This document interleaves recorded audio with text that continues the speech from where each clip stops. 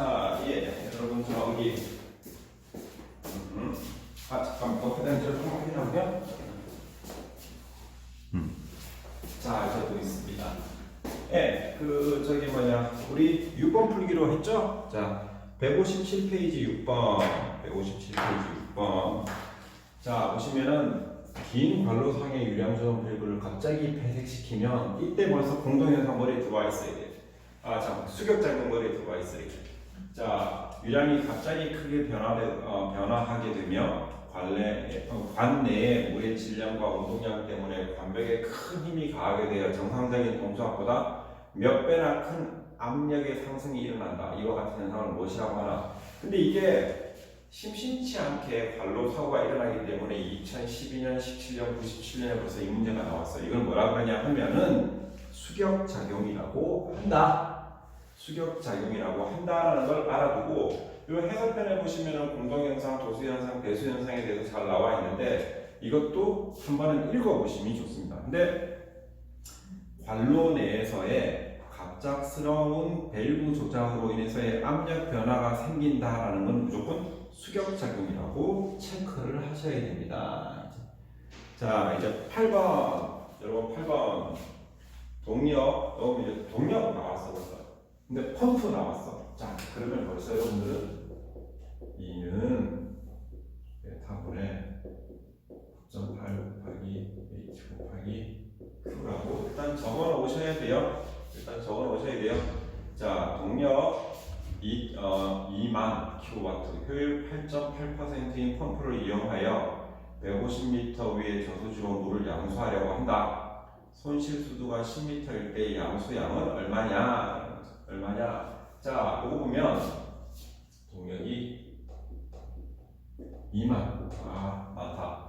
그 다음 여기는 9.8 동력 가속도 곱하기 그 다음에 Q. 지금 묻는 게 뭐냐면 양수량이니까. 자, 근데 여기에 보면 150m의 저수지로 들어가는데 손실 수도까지 10m가 생기니까 여기에는 150 플러스 10이라는 걸, 얘는 손실 수도를 고려하는 거를 잊으면 안 돼요. 자, 그 다음에 펌프의 효율은 얼마더라? 그러니까 에타 값은 0.88이다. 자, 이때 Q 값을 찾아내는 거죠. Q는 얼마냐? 그러면 Q는 얼마라고? 2m 세크라고 표시하면 된다. 자, 그 다음에 10번. 하천수를 펌프로 양수하여 이용하고자 한다. 유량 Q, 미터 상승 세크, 양정 H, 모든 손실 수도의 합을 서메이션 HL 미터라고 할 때, 그리고 펌프의 효율을 에타라고 할 때 소요동력 킬로와트를 결정하는 시근이라고 물었죠. 약간 킬로와트 단위를 할 때는 무조건 9.8이 들어오는 거죠. 9.8 그죠? 자, 그때 답은 뭐예요? 에타 값이 펌프라고 들어가죠. 그러니까 밑에 분모가, 에타 값이 분모가 들어올 때가 얘가 펌프 혹은 모터. 대신에 에타 값이 위로 올라가면 뭐라 그랬어요? 그때는 수차. 그러니까 수위차를 이용을 해가지고 전기 에너지를 일으킬 때는 이게 요 값이 여기다 붙는다고 얘기했죠. 그래서 10번도 아마 손쉽게 푸실 수 있으실 겁니다. 자, 기출문제 잘 안 들어가는데 오늘은 기출문제를 조금만 기출문제를 뛰어넘고 몇 페이지까지 가냐? 기출문제는 나중에 또 시간이 남으면 한 번씩 더 풀어보도록 하겠습니다. 자, 일단 개수로 들어가 봅시다. 자, 개수로는 토목기사에서 12.12%가 넘는 많은 출제율을 나타내기 때문에 관수로와 개수로는 이건 참 문제가 많이 나오는구나 라고 여러분들 알고 계셔야 돼요. 그러니까 지금 이런 책들이, 토목기사 책들이 되게 좋은 게 뭐냐 하면 앞에 여기서는 얼마만큼 퍼센테이지로 출제가 됐더라, 이미 이 출제 경향을 분석을 해놔서 개수로 같은 경우에는 여러분들이 무시할 수 없는, 처음부터 끝까지 전부 다 잘 인식하고 특히 응용 수리학의 첫 번째 시작하는 부분이 개수였고 제가 개수를 가르쳤기 때문에 가능한 틀리는 문제 없이 여러분들이 잘 문제를 풀고 당당하게 통합 기사를 따서 제 앞에 나타나시기를 바라겠습니다. 1년 회의이니까 일단 그때 가서 봅시다. 자, 일단 페이지는 174페이지. 페이지 174페이지. 기출 문제는 아까 말씀드린 대로 나중에 저희들이 시간이 남으면 이제 진도의 시간이 조금 남는다 그러면 기출 문제도 같이 처음부터 차근차근 풀어보는 시간을 갖도록 하겠습니다.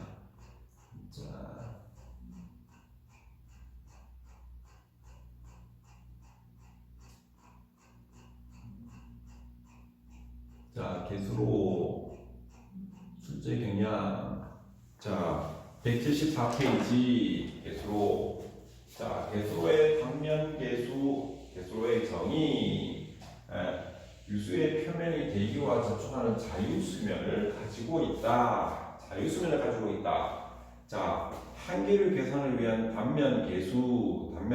자, 단면 개수를 제가 수리학 시간에서는 어떻게 표현했냐 하면 물이 흐르니까 개수로고 B를 옆에 있는 단면 개수를 저희 지금 A를 B라고 했는데 잠깐만요. 자, Z는 한계를 계산하는 단면 개수에서 Z는 이게 단면 개수인데 이게 A 곱하기 루트 D로 돼 있죠. 자, 이때 D는 뭐냐 하면은 D는 수심.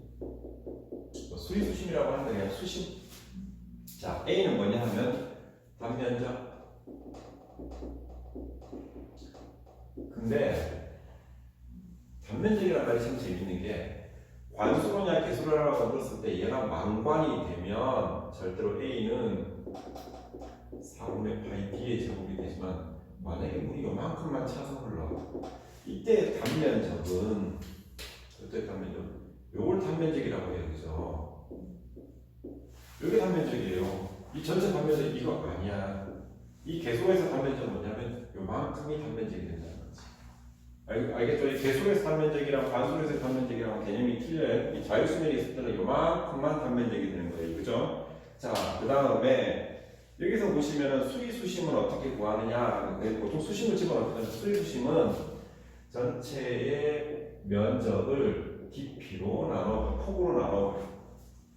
얘가 단면적을 나누고 얘는 뭐냐면 브로드니스 폭으로 나눠버려. 그죠?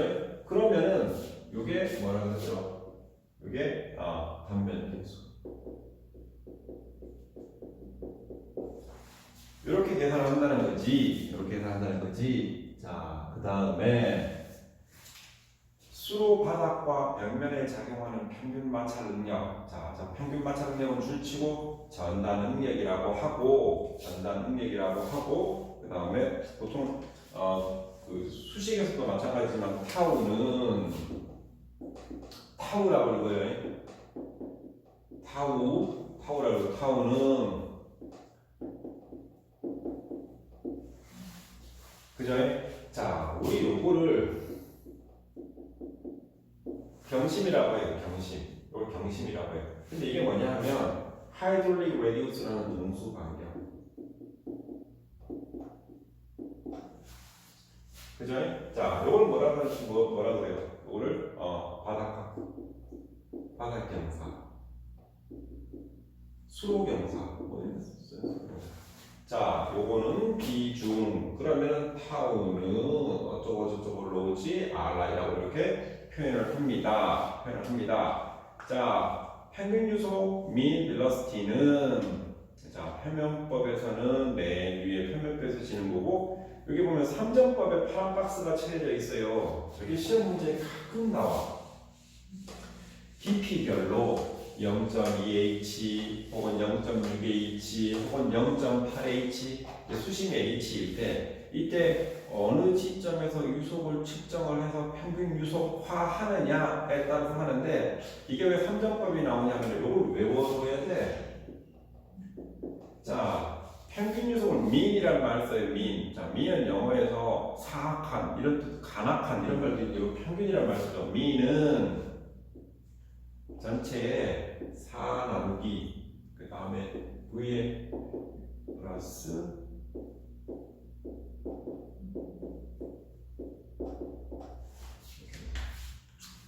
요게 뭐냐 하면 요 숫자가 뭘 뜻하냐면 수식 얘기하는 거예요. 그죠? 전체를 H라고 했을 때 위에서부터 몇 H씩 떨어져 있냐. 전체가 H면 여기서 이만큼 떨어졌을 때가 0.2H. 괜찮은 무슨네 요게 0.2H. 그 다음에 이만큼 떨어졌을 때가 0.6H.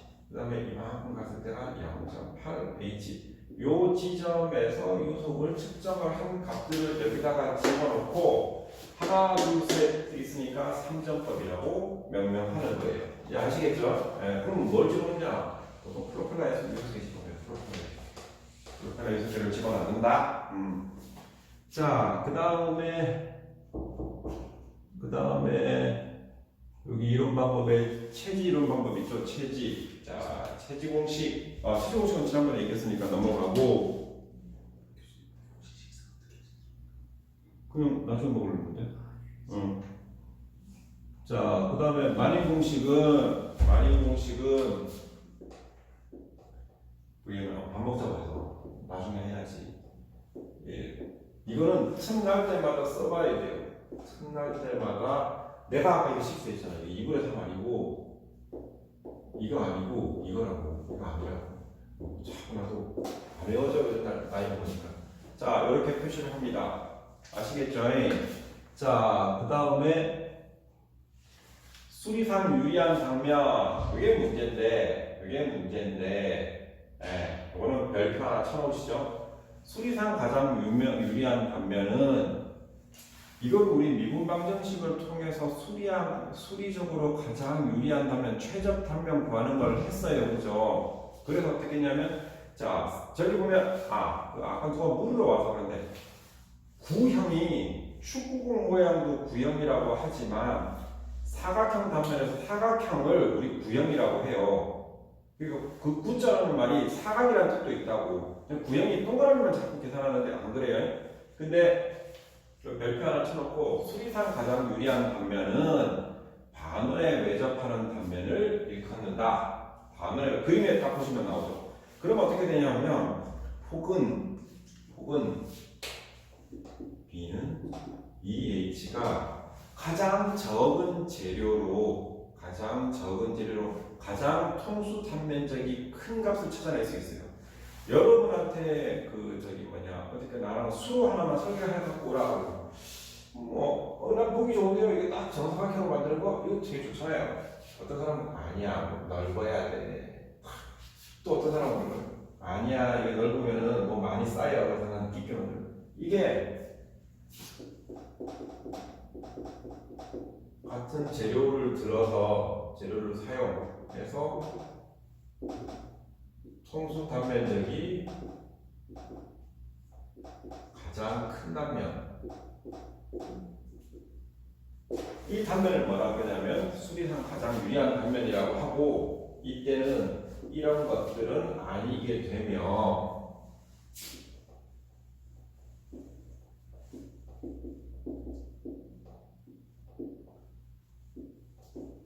전체 B는 EH인 이렇게 반원의 형이 외접하는 게 가장 좋다라는 거죠.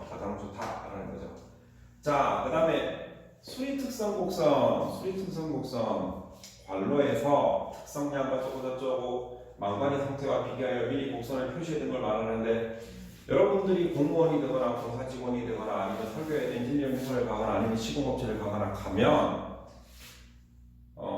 근데 학부를 나오면 관공사 하는 데도 갈 수 있고 그런데 가보면 관로를 가지고 설계를 하는 사람이나 시공을 하는 사람은 관로를 사야 되잖아요. 그 관을 살 때 반드시 수리특성 곡선을 가지고 오라고 해야 돼요. 수리특성 곡선을 가지고 오지 않는 업체는 그냥 관만 찍어내는 업체예요. 자, 이 관이 하나 오면은 기성 제품에 관이 하나 오면 수리특성 곡선 주세요라고 얘기를 해야 돼요. 그럼 수리특성 곡선을 가지고 오면 통상적으로 저런 걸 브로셔에 적어서 이제 딱 실험을 해가지고 가지고 오는데 그게 없으면 여러분들 설계를 할 수가 없어요. 근데 재밌는 게 뭐냐면 지난번 그 수업 시간에도 제가 얘기를 한번 말씀을 드렸는데 원형 단면에 관이 있을 때에 자 그때 물이 꽉 차서 흐르는 것보다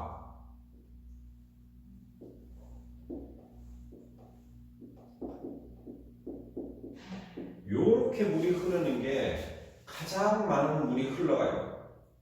다시 한 번 더. 이런 원형 관로에서 물이 꽉 차서 흐르는 것보다 물이 가장 많이 흐르는 맥스 유혈값은 수심이 요만큼만 흐를 때가 훨씬 더 많이 흘러간다. 그죠? 또 유속은 또 틀려요. Vmax 하는 지점은 틀려요. 자, 여기 숙제라니까 너무 없고 여러분 찾아도 돼요. 요거는 우리가 배우는 이론서 우리 수리학 책에 있어. 수리학 책에 나와. 요 값하고 요 값이 틀려요. 에이, 표는 A가 그랬잖아요. 근데 이게 뭐냐 하면 A는 망관일 때가 가장 크지만 얘가 틀려져. 그러면 얘가 제일 맥스일 때가 제일 좋겠네요. 안 그래요. 이게 맥스인데 이게 얘가 변하게 되면 얘도 변해. 지금 면적이 요만큼만 이렇게 되는 거잖아요. 망관일 때는 이게 전부 여기까지 다 포함이 되는 거죠. 그래서 이게 틀리기 때문에 요걸 기억을 해둬라. 기억을 해주세요. 아시겠죠? 자, 그 다음에 복합조도의 등가도 계수는 요게 매닝식 계산인데 요거는 우리 고수부지 할 때 우리 조도 계산을 할 때 물이 흘러가는 부분의 조도가 틀리고 축구하는 부분, 자동차 세우는 부분이 틀리기 때문에 그때 복합조도 계산하는 부분 우리 이론서 우리 저기 그 전 시간에 했어요. 자, 여기서 보시면 우리는 홀수 구분하겠습니다. 자, 개수로의 흐름에 관한 설명 중 틀린 것은 자 사료에서 상류로 변하는 곳에 도수 현상이 발생한다. 오케이, 이거 맞죠? 이거 맞아요? 이거 맞죠? 자, 내가 사료는 이때 사료를 슈퍼 크리티컬이라고 해요. 뭐 죽은 물 이런 거 아니고 상류도 업스트림 얘기하는 거 아니에요. 자, 슈퍼 크리티컬에서 서브 크리티컬로 천천히 가게 되면 도수가 일어난다. 자, 사류를 슈퍼 크리티컬이라고 하고 그 다음에 상류를 서브 크리티컬이라고. 자, 그 문제는 도수야. 도수는 뭐라고 했어요? 하이드롤릭 점프 이렇게 얘기하는 하이드롤릭 점프. 자, 그 다음에 유량이 수심에 의해 확실히 결정되는 단면을 지배 단면이라고 한다. 요렇게. 그 다음 비에너지는 수로 바닥을 기준으로 한 에너지이다. 그죠? 자, 비에너지 우리 배웠어요. 그죠? 비에너지 뭐 M 이렇게 해가지고 비력도 배웠고. 자, 그 다음에 배수 곡선은 수로가 단락이 되는 곳에 생기는 수명 곡선이다. 수로가 배수 곡선은 이게 아니고 수로가 달라 계단처럼 이렇게 되는 곳에 생기는 수명 곡선은 저하 곡선이라고 해요. 자, 가나다를 몰라도 수로가 달라 계단처럼 이렇게 캐스케이드가 생기는데 그런 데에는 수명 곡선은 저하 곡선이라고 한다. 이거 꼭 기억해 두셔야 돼요. 저하 곡선이라고 합니다. 자, 그 다음에 3번. 자, 이제 문제가 조금 반복되는데 개수로니까 개수로니까 반대가 되는데 자, 보면 수심 2m, 폭 4m인 콘크리트 직사각형 수로의 유량은 이미 유량이 나오는데 이미 조도에서 N이 나왔어요. 이거는 많이 공식 이용하라는 거예요. 그냥 왜 N이 나왔기 때문에. 자, 틈날 때마다 공식을 쓰셔야 돼요. 자, V는 N분의 1 R에 또 헷갈린다. 이 3분의 2승이죠? 자, 그죠? 내가 계속 2분의 3을 할 때 요거 3분의 2승 표시해야지. 그러면 앞에 있는 거 제가 좀 잘못했던 것들은 여러분들 꼭 이어놓고 돼요. 자, 어떻게 되냐면 0.012 곱하기 R은 직사각형 수로라고 했으니까 직사각형 수로. 자, R 값을 어떻게 푸자면 직사각형 수로에서는 수심이 2m, 그 다음에 폭이 4m이면 A 나누기 페리미터. 페리미터면 A는 얼마예요? 2 곱하기 4가 되고 얘는 4 더하기 2 더하기 2가 돼. 왜냐면 여기도 있으니까. 대신에 자유수면은 포함하지 않는다. 윤변에서 한 번 더 얘를 뭐라고 하냐면 내가 페리미터라는데 얘가 윤변, 얘가 페리미터. 자, 요 값이 뭐예요? 요 값이 R 값으로 들어가지. 요 값이 R 값으로 들어가지. 자, 그러면 4 곱하기 2, 4 더하기 2 곱하기 2에 3분의 2승. 힘들어. 자, 그 다음에 i는 곱하기 i는 0.0009에 2분의 1승. 요 값을 계산을 하게 되면, 근데 여기다 뭘 곱해줘야 돼? q는 av니까 a가 얼마였어? a가 요 값 4 곱하기 2 곱하기 위에 나오는 v 값을 계산을 하게 되면 요게 20m 3승/s가 된다. 문제가 어려워요. 특히 산수 이렇게 되면 산수할 때 약간 여러분들이 조심하셔야 돼요. 산수할 때 여러분 산수할 때 이 문제를 조심해야지 문제를 푸실 수가 있습니다. 제가 문제를 3번까지 풀었죠. 다음 시간에는 저희들이 5번부터 176페이지 5번부터 문제를 풀어가도록 하겠습니다. 점심시간이 다 됐네요. 죄송합니다. 여기서 끝내도록 하겠습니다. 감사합니다.